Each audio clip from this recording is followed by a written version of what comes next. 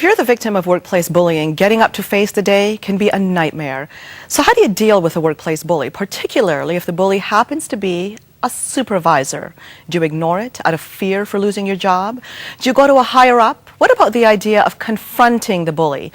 These are some of the questions we'll address today. Also, did you know some workplaces are bully prone?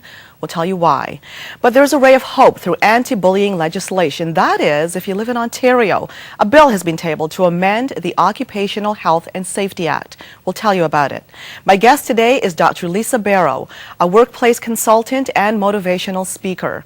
Public hearings are soon to be underway, and our guest today plans on making a presentation, so we'll be talking about that. Once again, our lines are open for you to call in at any time, and don't be shy. The question that you may have may not have to do with you. It may be somebody close to you that's being bullied or has been bullied at work. So we want to hear your questions and your comments. Lisa, it's wonderful to have you with us. Thank you. Now, you have quite the interesting story to tell. And before we go ahead with that, let's take a look at her book, Lisa's book, up on your screen. It's called In Darkness, Light Dawns: Exposing Workplace Bullying. Now, in this book, you're going to get a lot of information about the characteristic of workplace bullying. But Dr. Barrow also talks about her own experience, which it's quite deep. And we're going to be hearing about that. Now, the first thing I want to address with Dr. Barrow is her personal situation here. And it started out in one place. Tell us about that, first of all, before it escalated, when you thought you may have been home free. Yes, I actually experienced my first bullying boss, my bullied boss, or I was bullied. A few years ago, I was working in the automotive industry as a supervisor, and I had a new boss come into the department, and I was really excited because I was, at the time, was working on my master's degree, focusing on just-in-time manufacturing. And the new boss was touted as being a just-in-time guru. So I thought, this is awesome. Who you identify in your book as Julene. Julene, Okay. yes, yes. And so I was excited about it because I was doing my research, and I thought that perhaps we could have a few discussions. But what I found was the more that she learned about my research and my desire to know more about just-in-time manufacturing, she became threatened by me. And at the time, I didn't realize that I had intimidated her in any way. But the more we had discussions, the more she found out that I knew a little bit more about just-in-time manufacturing than she did. So what happened was I could never, ever achieve the goals that she set for me, even though I had very good performance reviews and I was on the ladder for success, being promoted, what have you, and I just was not good enough. And so I noticed that she would change tasks, change deadlines, became very abusive. In a way, was she trying to entrap you, in a sense? Is this what she was trying to do in some ways? I don't think it was entrapment. I think it was more of trying to let me know that I didn't know as much as I thought I knew, or because she was a manager and I'm a supervisor, perhaps she was intimidated because I knew more than she did, and in her eyes, a subordinate should not know more than I know. So I don't know. I wasn't in her head. So, but these are some things that I think. But it escalated. The problem escalated. It did escalate to the point where I ended up becoming physically ill and frustrated. I became a nervous wreck. I enjoyed going to work. I love work. I have a high work ethic. And I just despised going to work because I wasn't sure what I would run into next, each day. And so the pressure became greater and greater. And to the point where I started to even doubt myself. Even though I knew the job, I knew what I was doing. I'm curious, Lisa, what about the relationship with other coworkers, other supervisors in the department? How was that? Well, with my coworkers, we were fine. Unfortunately, one of my friends at the time became my supervisor, and this is how bullies will manipulate the situation. And so instead of just bullying a person on his or her own, a bully will try to engage others.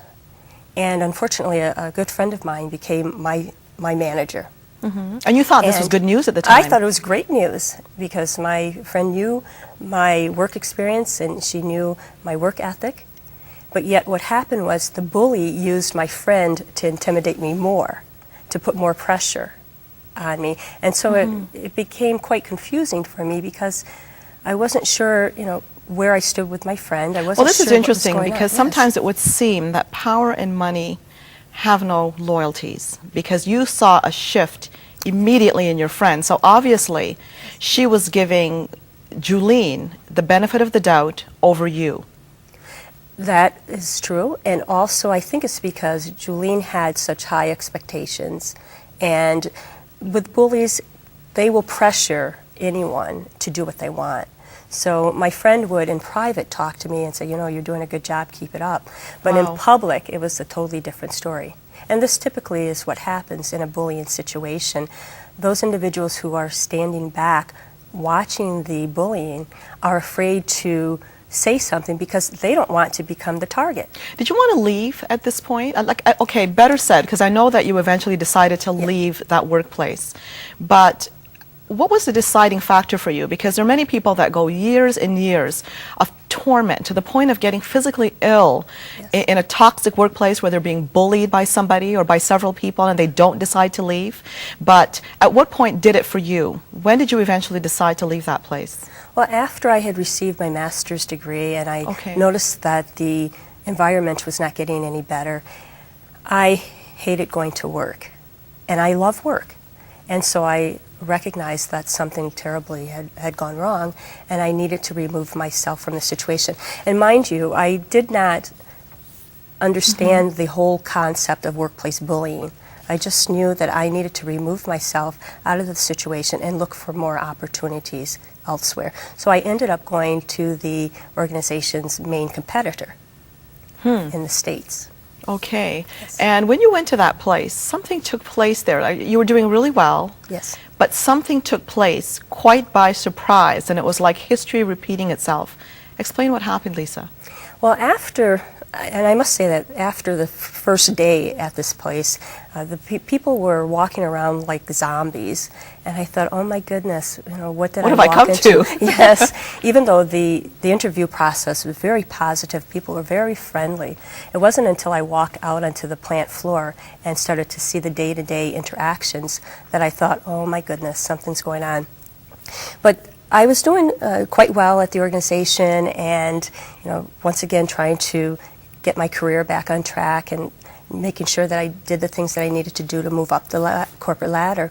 Unfortunately, one of my employees, or one of the employees in the department, physically assaulted me. Now, it's interesting how you explain this, because you call him Sam. Yes. But just to give our audience a bit of background here, Sam did not have a violent history. He was quite friendly. In fact, you were the one doing scheduling at that time, and you happened to put him in a position that was more demanding, and he got upset about this. So you saw a complete switch in this fellow. Yes, it was very interesting because in this particular environment, it was very toxic to begin with. And so my philosophy is, I'm a very positive person. I truly believe in respecting other people, demonstrating compassion, and valuing others. And so this is the mindset that I carried with me when I went into this organization. And it was interesting because a lot of my colleagues were bullies. And so they did It was just an atmosphere. It was an atmosphere, And so they did not think twice about, screaming at an employee or being verbally abusive to the employee. But I came along and I wanted to respect the employees, and I wanted them to respect each other. So there was a total difference. Now, what happened with Sam? Now, with Sam, what happened with Sam is I had given him some instructions as to his daily task for that particular day. And very calmly, as I'm talking to you, and all of a sudden, Sam grabbed me and pulled me up into the air, gave me this big bear hug. And I immediately said to him, put me down. And He was in a rage at that point. he wasn't angry. It was just like he snapped. And I'm not quite sure because Yeah, because you nothing- describe it in the book that he Yeah. snapped. He snapped. And so when I said to him in a firm manner, put me down, he put me down, and then the look on his face was like, oh my goodness, what did I do?